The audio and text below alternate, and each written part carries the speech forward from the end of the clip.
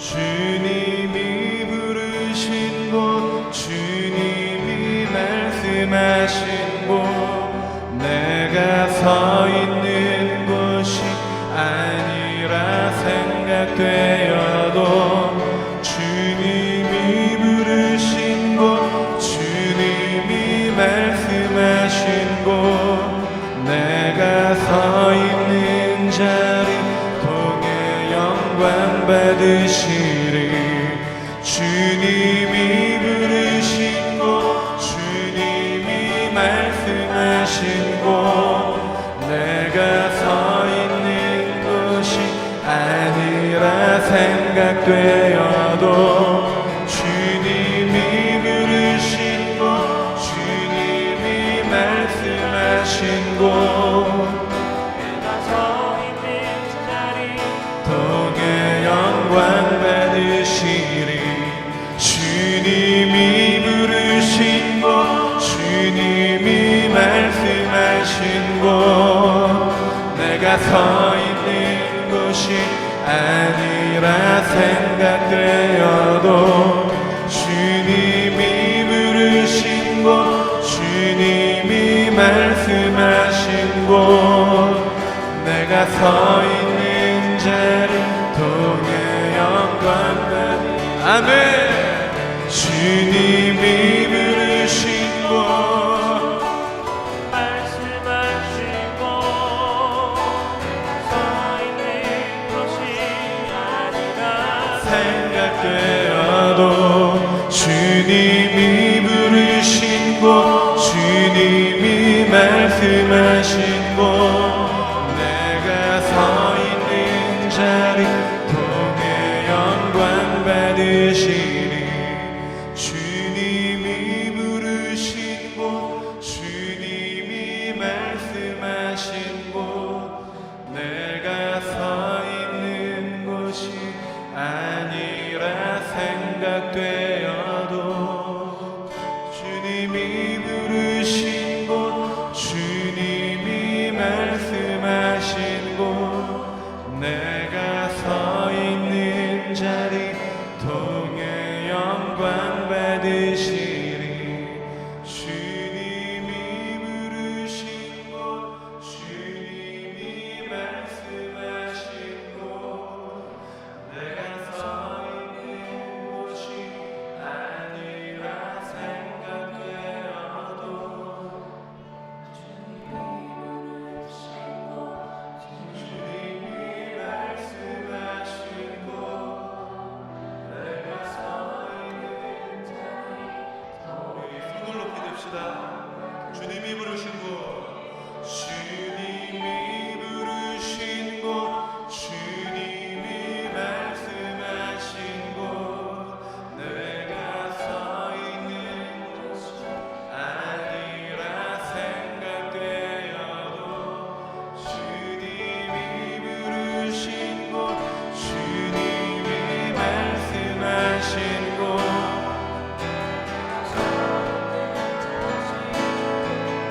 영광 받으시리. 주님이 부르신 곳, 주님이 부르신 곳, 주님이 말씀하신 곳, 내가 서 있는 곳이 아니라 생각되어도 주님이 부르신 곳, 주님이 말씀하신 곳, 내가 서 있는 자리 통해 영광. 아멘. 주님이 부르신 곳, 주님이 말씀하신 곳에 말씀하신 곳, 내가 서 있는 곳이 아니라 생각되어도 주님이 부르신 곳, 주님이 말씀하신 곳, 내가 서 있는. 다시 한번 우리 주의 부르심 앞에 나아갑시다. 주님이 부르신 곳, 주님이 말씀하신 곳, 아니라 생각되어도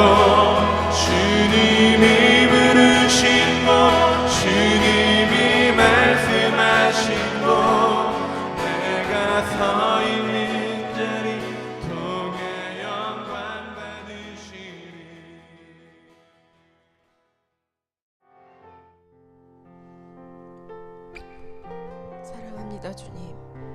이 고백이 있기까지 저희는 얼마나 많은 괴로움과 고통의 시간을 지나야 했고 또 지나고 있을까요? 저희는 순종한다고 고백하지만 한없이 부족하여 늘 회개하고 울부짖고 있습니다. 하지만 이런 고통의 시간 또한 주님을 알게 되는 시간임을 그저 감사하고 감사할 따름입니다. 늘 저희에게 기둥이 되어주시는 주님을 닮아가며 서로가 서로에게 힘이 되어주고 나아가 저희 이루민들이 저희 교회가 세상 속에서 기둥이 되어 많은 이들에게 힘이 되고 감동이 되는 그런 그리스도인들이 되게 하여 주시옵소서. 또한 물질로 섬기는 이에게는 물질의 축복을, 기도로 섬기는 이에게는 주님의 응답을, 믿음으로 섬기는 이에게는 변치 않는 믿음을 갖게 하기를 소원합니다. 그저 섬기는 모든 이들에게 주님의 변치 않는 보살핌을 받게 해 주시옵소서. 말씀 전하시는 목사님의 음성이 깊은 울림이 되는 복음이 되어 저희에게도 미디어를 통해 접하는 이들에게도 큰 은혜가 되게 하여 주시옵고 말씀의 힘으로 또 한 주를 살아가게 하여 주시옵소서. 이 모든 것 감사하며 살아계신 예수님의 이름으로 기도드립니다. 아멘.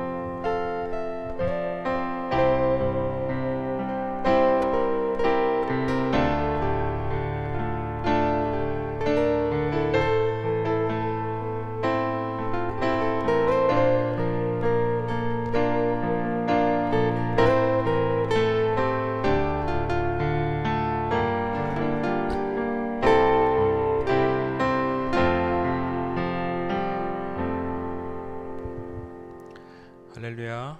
아멘. 자, 행복한 공동체 우리는 이루민입니다. 격려의 박수 해주시기 바랍니다.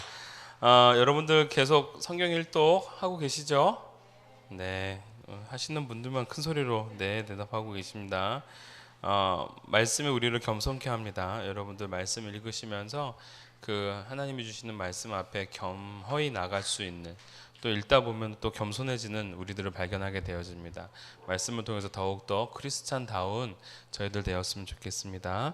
여러분들 홈페이지 지금 이제 아이폰 맞나?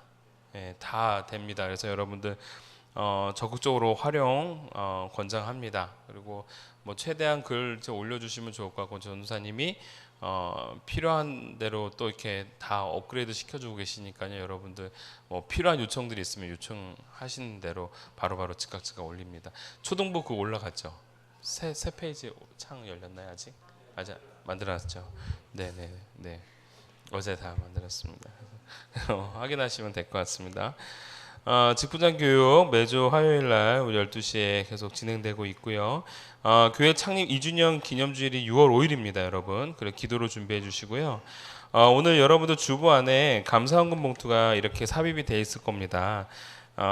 동탄 이름교회 창립 2주년 감사헌금 봉투 해서, 봉투도 좀 여러분들 이거 좋은 걸로 사서 이렇게 집어넣은 거예요. 여러분들 준비된 마음으로, 감사한 마음으로 주시면 좋을 것 같고, 특별하게 이번 헌금은 단순하게 2주년 행사뿐만 아니라 우리 임직식에 사용되어질 겁니다. 제가 좀 말씀을 드리고 싶은 거는 교회의 일꾼을 세우는 데 있어서 그 사람이 헌신하고 하는 것이 아니라 교회가 그 일꾼에게 우리를 많이 섬겨 주십시오, 우리와 함께 해 주십시오라는 마음으로 우리가 세우는, 교회가 세우는 시간입니다. 그래서 여러분 이 감사헌금은 그렇게 일꾼을 세우는데 적극적으로 활용되어지는 그런 하나님의 귀한 예물이 될 거라고 저는 믿습니다. 여러분들 꼭 그렇게 참여해 주시고요. 그래서 제가 가로열고 이렇게 적어놨죠. 일꾼은 교회가 세운다는 취지.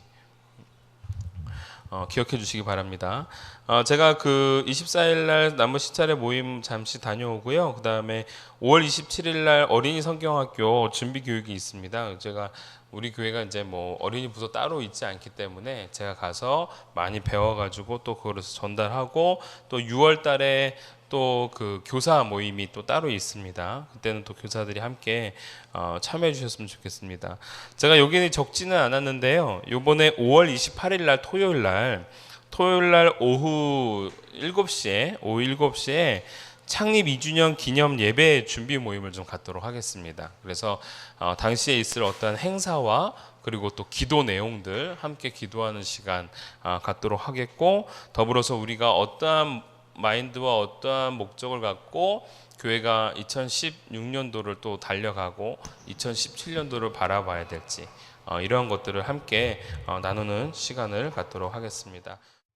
로마서 2장 1절부터 16절까지의 말씀 제가 봉독해 올리도록 합니다. 그러므로 남을 판단하는 사람아, 누구를 막론하고 내가 핑계하지 못할 것은 남을 판단하는 것으로 내가 너를 정죄함이니 판단하는 내가 같은 일을 행함이니라. 이런 일을 행하는 자에게 하나님의 심판이 진리대로 되는 줄 우리가 아노라. 이런 일을 행하는 자를 판단하고도 같은 일을 행하는 사람아, 내가 하나님의 심판을 피할 줄로 생각하느냐.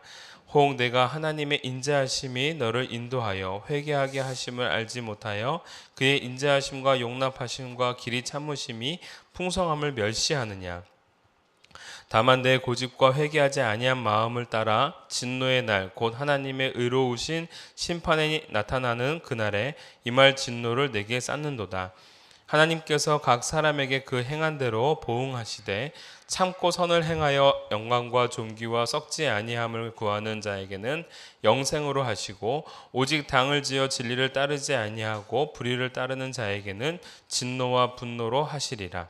악을 행하는 각 사람의 영에는 환난과 공고가 있으리니 먼저는 유대인에게요 그리고 헬라인에게며, 선을 행하는 각 사람에게는 영광과 존귀와 평강이 있으리니 먼저는 유대인에게요 그리고 헬라인에게라. 이는 하나님께서 외모로 사람을 취하지 아니하심이라. 무릇 율법 없이 범죄한 자는 또한 율법 없이 망하고, 무릇 율법이 있고 범죄한 자는 율법으로 말미암아 심판을 받으리라. 하나님 앞에서는 율법을 듣는 자가 의인이 아니요 오직 율법을 행하는 자라야 의롭다 하심을 얻으리니, 율법 없는 이방인이 본성으로 율법의 일을 행할 때에는 이 사람은 율법이 없어도 자기가 자기에게 율법이 되나니, 이런 일들은 그 양심이 증거가 되어 그 생각들이 서로 혹은 고발하며 혹은 변명하여 그 마음에 새긴 율법의 행위를 나타내느니라.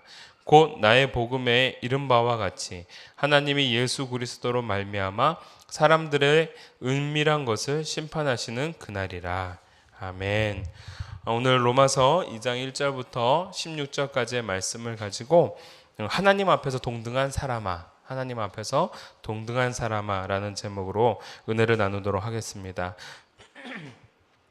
1장은 우리가 하나님을 믿지 아니하는 사람들을, 즉 이방인들에 대한 고발입니다. 그들이 하나님을 어떻게 거절하고 있고 또한 하나님을 어떻게 거부하고 있는지, 그리고 하나님이 많은 것을 통해서 하나님을 알 수 있도록 분명히 계시하셨음에도 불구하고 그것을 수용하지 않음으로 말미암아 결국은 그들의 삶 속에서 보응되어지는 심판이 있다. 그리고 하나님을 믿지 아니하는 그들의 행동 양식들을 보니까 우리가 일정 그 윗전을 보니까 하나님을 마음에 두기를 싫어하고 있고, 그리고 모든 불의와 추악이나 탐욕이나 악이나 이런 것들이 가득한 인생으로서, 그래서 모든 사람들이 그 죄인으로 살게 되어지고 나중에는 심판이 임하게 된다라는 말씀들을 하고 계십니다. 2장은 그거와 연결되어져서 말씀을 전하고 있는데, 좀 더 구분을 하자고 한다면 1장은 믿지 않는 이방인들을 향한 말씀이라면 2장은 좀 믿는 사람들을 향한 말씀이기도 합니다. 물론 여기서 믿는 자들에 대한 그 고발은 유대인들을 아마 지칭하고 있다라고 보고 있습니다. 유대인들이 율법을 알고 있고 하나님의 말씀은 알고는 있으나 그들이 그것을 가지고 율법을 지키고 행하는 것이기보다는 오히려 자기 안에 악의를 쌓고 불의를 쌓고, 더불어서 하나님께서 계시하신 예수 그리스도를 온전히 믿지 못하고 용납하지 못하는 그러한 모습들을 보여주고 있습니다. 그래서 오늘 우리가 읽었던 2장 1절부터 16절 말씀은 바로 하나님의 말씀을 잘 알고 있으나 그 말씀들을 잘 지키지 아니하고 오히려 자신에게 적용하지 않는 그들을 향하여 심판하시고 고발하시는 내용이 오늘 우리가 읽었던 내용들인 겁니다. 그래서 오늘 2장 1절을 보면 남을 판단하는 사람아 라고부터 시작이 되어지죠. 자신에게 하나님의 말씀이 적용되어지지 않는 겁니다. 이 말씀은 비단 유대인들에게만 주는 말씀이 아닙니다. 오늘 저와 여러분들 이 교회를 향하여 주시는 말씀이기도 합니다. 소위 하나님을 믿는다는 사람들이 또는 예수님을 믿는다는 사람들이 하나님의 말씀을 자기에게 적용하지 아니하고 오히려 그렇지 못한 삶을 살고 있는 우리들에게 뭔가 꼬집고 고발하시는 그러한 말씀이다라는 거죠. 오늘날에는 참 많은 설교들이 넘쳐납니다. 제가 우리 교회도 유튜브에다가 우리 전사님이 올리시는데 유튜브에 이렇게 쳐보면 설교를 올리시는 목사님들이 얼마나 많은지 모릅니다. 그 가운데에서도 잘 알지도 못하는 분들의 이렇게 설교를 클릭해서 듣다 보면 참 말씀 참 잘 전하십니다. 예전과는 다르게 요즘에 있는 목사님들은 다 설교를 잘 하시는 것 같아요. 물론 학과 과정 속에서도 설교학을 배우고 설교를 임상 실험할 수 있는 어떤 장을 주고 또한 그렇게 또 하는 방법들을 또 스킬들을 가르쳐 주셔서 그런지 모르지만 어찌됐건 말씀들이 하나하나 조목조목 잘 전달을 해 주십니다. 어떻게 보면은 지금은 말씀의 홍수의 시대라고 말하기도 합니다. 그만큼 말씀들이 많은데 예전보다 어떻게 보면 삶의 변화가 급속도로 일어나진 않는다라는 겁니다. 이유가 뭘까라고 했을 때 알게 모르게 좋은 말씀을 들을 줄 아는 귀는 있는데 그 귀와는 별도로 우리의 삶을 내딛고 걸어갈 수 있는 어떤 발걸음들이 부족하다라는 거죠. 우리가 들었으면 머리로 깨닫고 그 머리에서 가슴으로 오기까지의 이 시간들이 너무 많이 걸리는 겁니다. 더 문제는 가슴으로 깨닫고 알았다 하더라도 가슴으로부터 발까지 내려가는 시간들이 너무 오래 걸리는 겁니다. 그러다 보니까 우리 안에는 그러한 삶의 변화가 쉽게 일어나지 않는 것이죠. 좋은 설교가 넘치나 삶의 변화가 없으면 어떻게 보면 우리 안에 잠재되어져 있는 불순종의 마음들 또는 그러한 우리들 안에 자리 잡고 있는 고집이 아닐까 저는 이렇게 생각이 되어집니다. 그래서 여러분들 누가 말씀을 전하시든지 어떤 말씀을 듣든지 간에 그 말씀은 저 사람의 말씀이 아니라 꼭 나의 말씀이 되어지기를 원합니다. 그리고 마음가짐 또한 듣는 마음가짐 또한 오늘 하나님이 목사님을 통해서 또는 저 목사님을 통해서 나에게 주시는구나. 내게 지금 메시지를 전해주시는구나 라고 깨닫고 듣는 저와 여러분이 되어지길 간절히 소원합니다. 오늘 하나님의 진노와 심판을 말씀해도 그것은 내 것이 아니다라고 생각하고 있는 무리들이 오늘 2장 1절부터 16절에 등장하고 있는데 오늘 그들을 통해서 오늘 우리에게 주시고자 하는 메시지가 무엇이냐면 첫 번째, 내가 죄인임을 잊지 말자라는 겁니다. 오늘 본문 1절에 독특한 사람들이 등장을 합니다. 남을 판단하는 사람들이다라는 것이죠. 남을 판단한다라는 것, 남을 뭔가 정죄한다라는 것은 어떠한 마음에서부터 출발이 되는 것인가? 좀 이렇게 심리적으로 살펴보면 보통 이런 겁니다.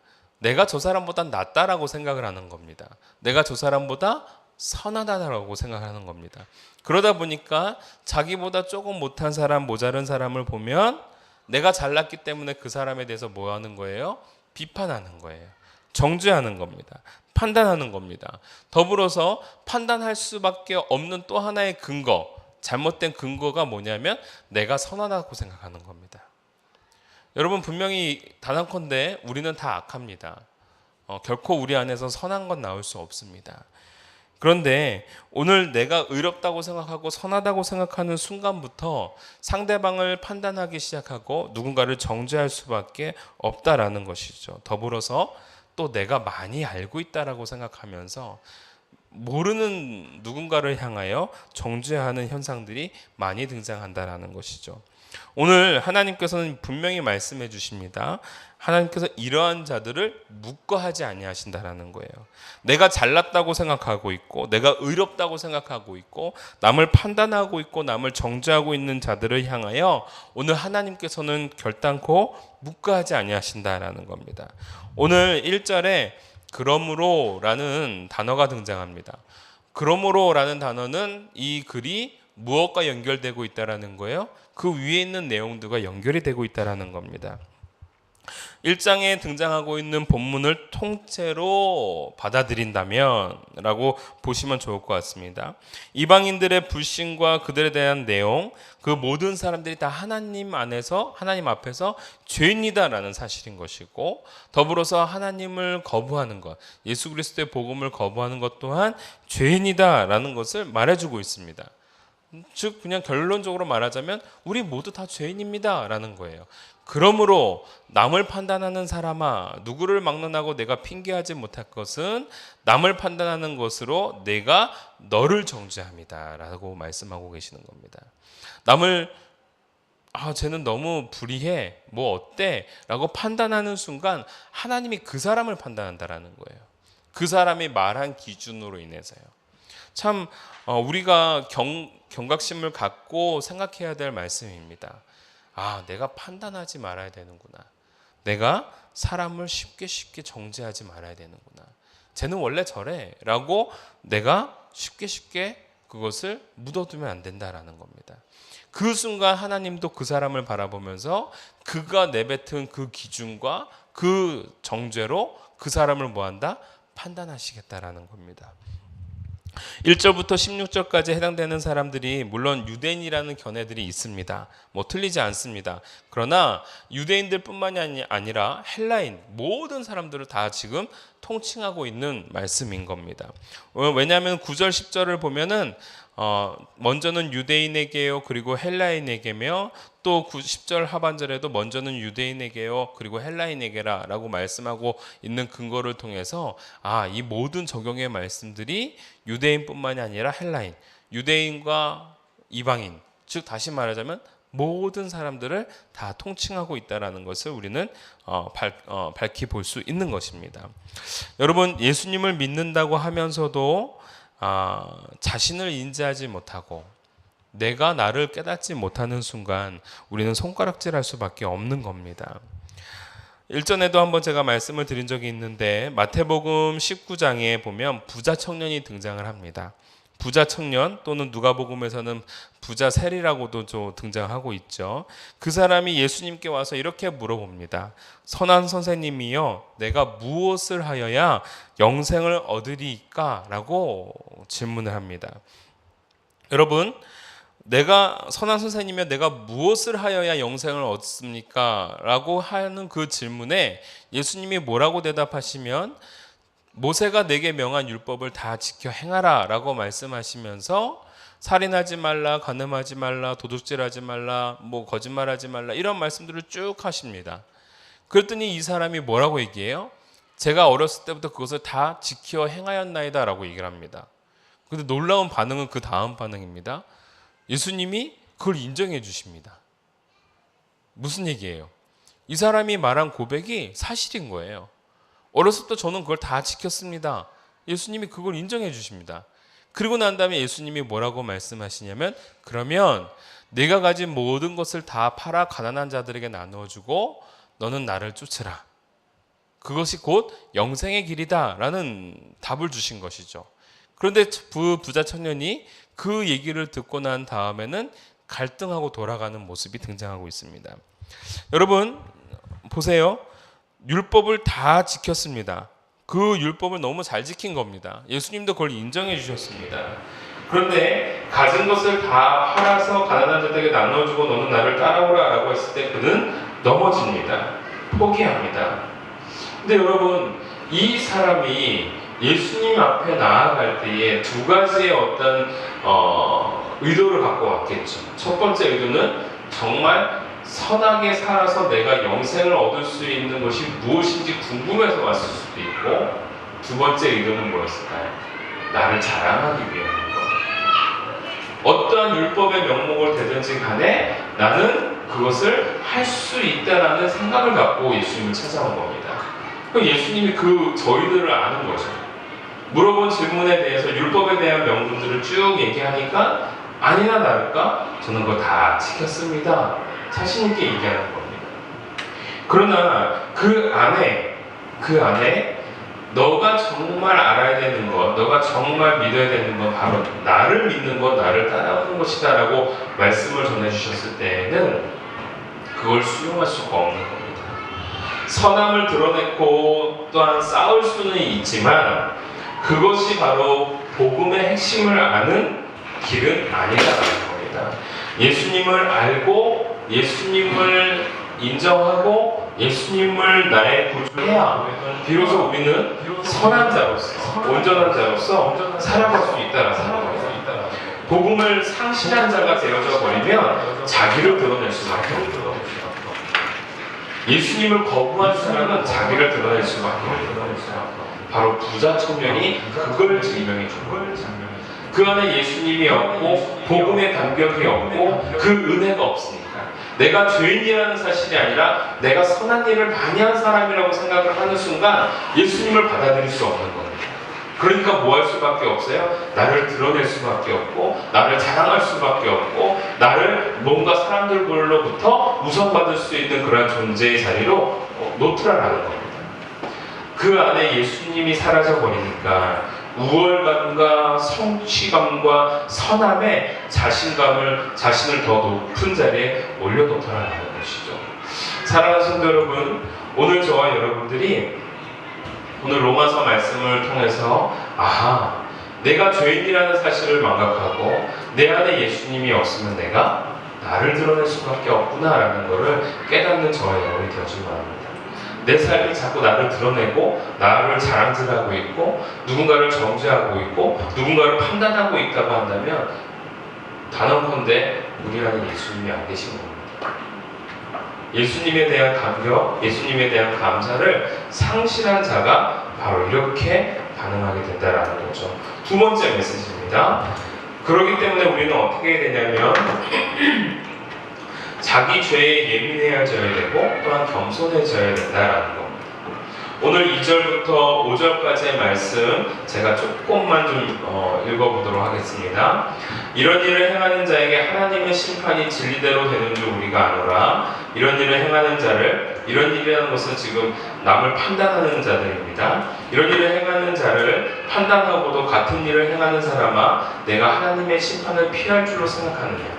하나님의 심판이 있다라는 말씀이시죠. 다만 내 고집과 회개하지 아니한 마음을 따라 진노의 날, 곧 하나님의 의로우신 심판이 나타나는 그날에 임할 진노를 내게 쌓는도다 라고 말씀하고 있습니다.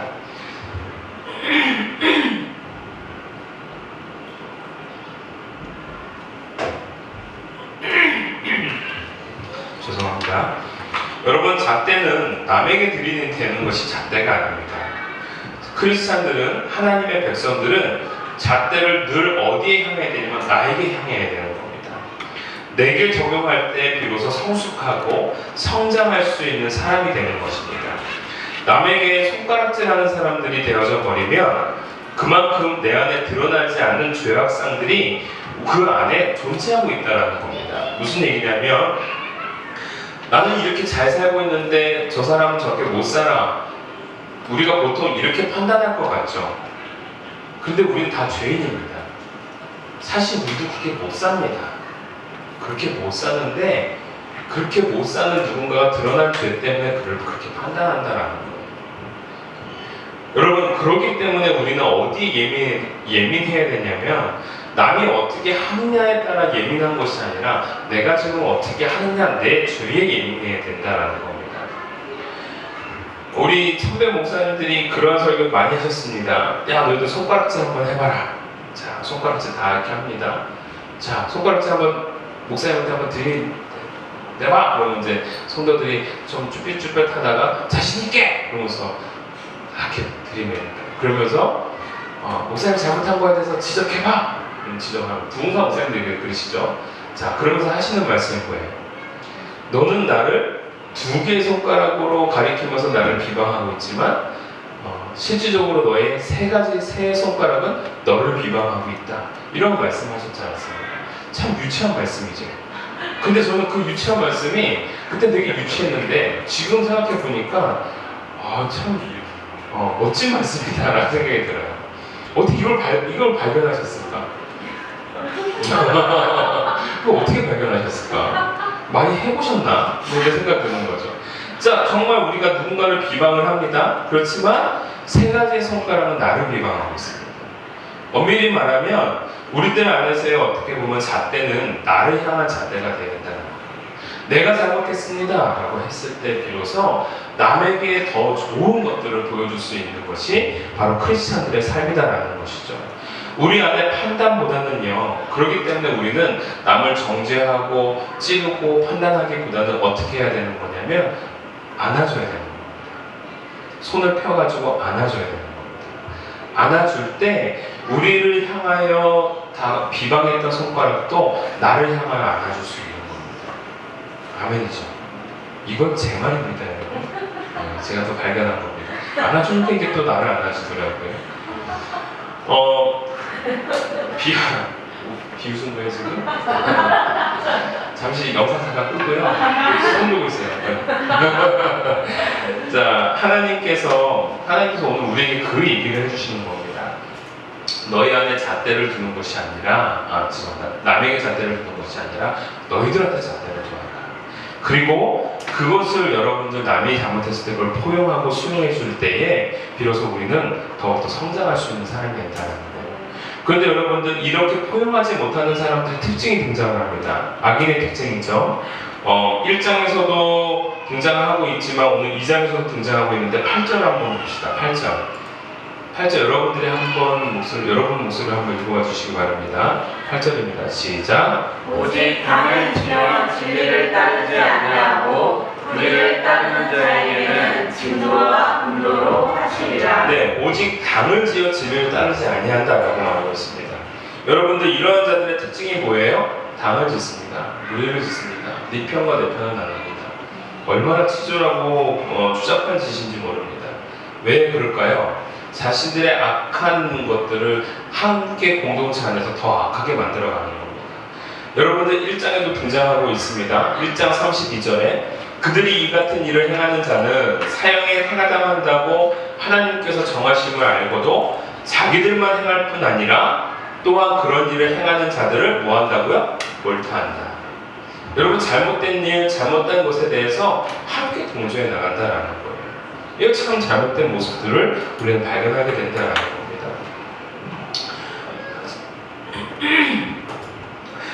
제가 여러분들에게 이거는 해야 되나 말아야 되나 고민하고 있던 것 중에 하나가 뭐였냐면 옛날에 제가 그 고등학교 때는 아니지만 고등학교 좀 지나고 대학교 신학생이었는데 그때 제가 잠깐 뭐에 심취를 했었냐면 락 음악에 심취를 했었습니다.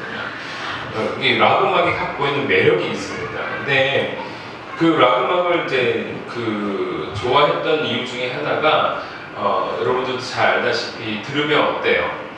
심장이 막 쿵쾅쿵쾅 되고 굉장히 뭔가 아드레날린을 막 분비하는 듯한 느낌을 받습니다. 음악 자체가. 그리고 또 락 음악 자체가 사람을 되게 흥분되게 만들어주는 그런 요소들이 있어요. 그 중에 이제 당시에 안 좋은 사람인데요. 오지 오스본이라는 사람이 있습니다.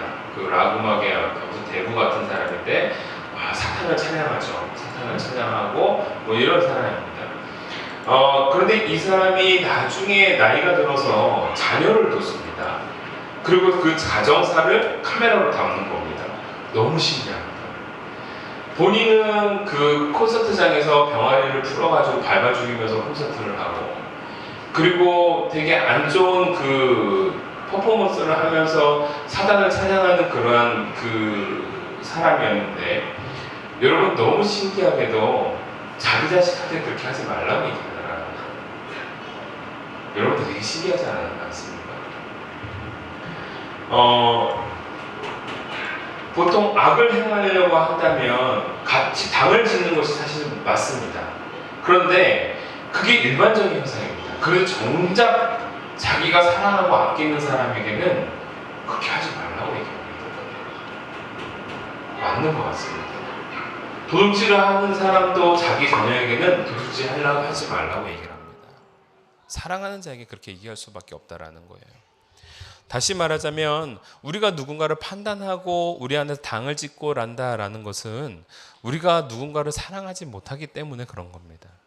그러니까 당을 지을 수밖에 없는 거고, 그러니까 판단할 수밖에 없는 거고, 또 자기가 잘못 살고 있음에도 불구하고 이렇게 사는 것이 맞다라고 또 그렇게 함께 또 추스리고 가고 있고. 여러분, 이러한 모습을 보면서 하나님이 오늘 그러한 자들을 향하여 결코 묵과하지 아니하신다라는 겁니다. 그러면 우리는 어떻게 해야 될까요? 회개해야 되고 하나님 앞에 돌아서야 되겠죠. 회개하지 않는다라는 건 뭘까요? 우리 안에 고집을 세우는 겁니다. 교만함을 계속 세우는 겁니다. 잘못한 것이 있으면 하나님 앞에 꼬꾸라져야 되는 거예요. 자녀들 가운데서도 잘못했음에도 불구하고 끝까지 잘못했다는 소리 안 하면 어떻게 해요? 부모가 매를 들 수밖에 없는 겁니다. 매를 맞아야 잘못했다고 얘기를 하는 거겠죠. 그런데 그 전에 엄마 내가 잘못했어요, 아빠 내가 잘못했어요 라고 하면 어떻게 해야 될까요? 용서해 주는 겁니다. 품어 안아주는 겁니다. 마지막 결론입니다. 그러면 우리는 어떻게 살아야 되는가? 이렇게 하나님의 심판이 있는 그러한 과정 속에서 우리는 어떻게 되는가? 세 번째, 주의 선하심을 노래해야 된다라는 거예요.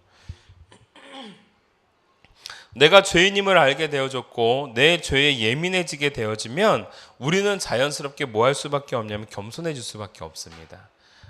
난 부족한 사람이지, 난 연약한 사람이지. 그러다 보면 내 안에 내 삶을 반성하게 되어지고, 그 반성은 무엇으로 이어져 나갈까요? 하나님 앞에 회개하는 작업으로 이어져 나가는 겁니다. 그리고 그러는 가운데서 회개를 받아주시고 응답해 주시는 그분, 우리를 용서해 주시는 그분을 우리가 느끼고 체험하면서 뭐 할 수밖에 없는 거예요? 찬양하고 감사하는 거예요. 그래서 예수님을 가슴 속에 둔 사람들은 감사와 찬양이 끊어질 수 없는 겁니다. 아멘이시죠?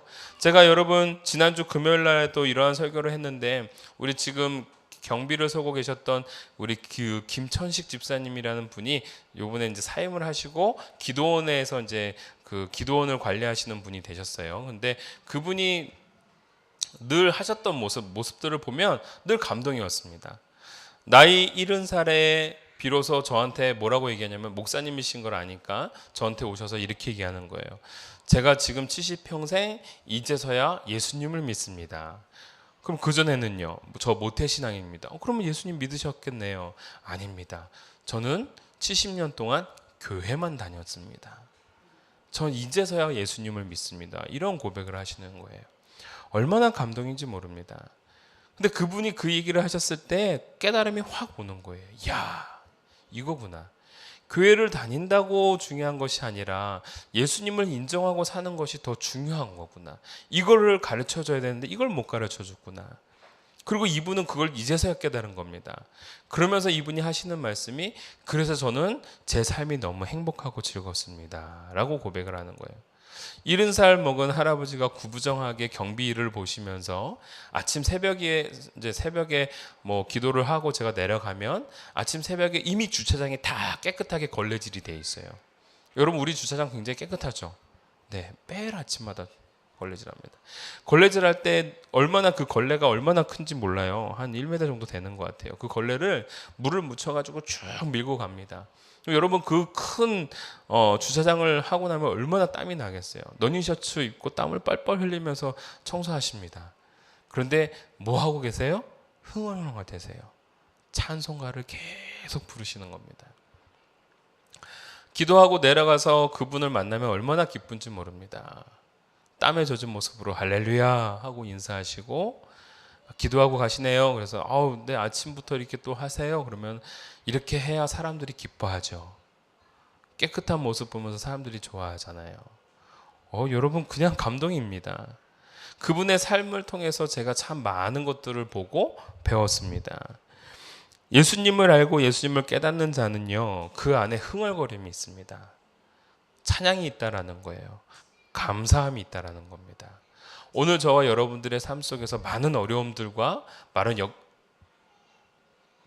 역경들이 찾아올지 모르나, 그 속에서 우리가 우리 안에 계시는 주로 말미암아 기뻐하고 노래하고 찬양하며 감사할 수 있는 저와 여러분이 되어지길 원합니다. 우리들의 입술에서 흥얼거림이 떠나지 않는 하나님 앞에 승리하는 저와 여러분이 되어지기를 주님의 이름으로 축원합니다.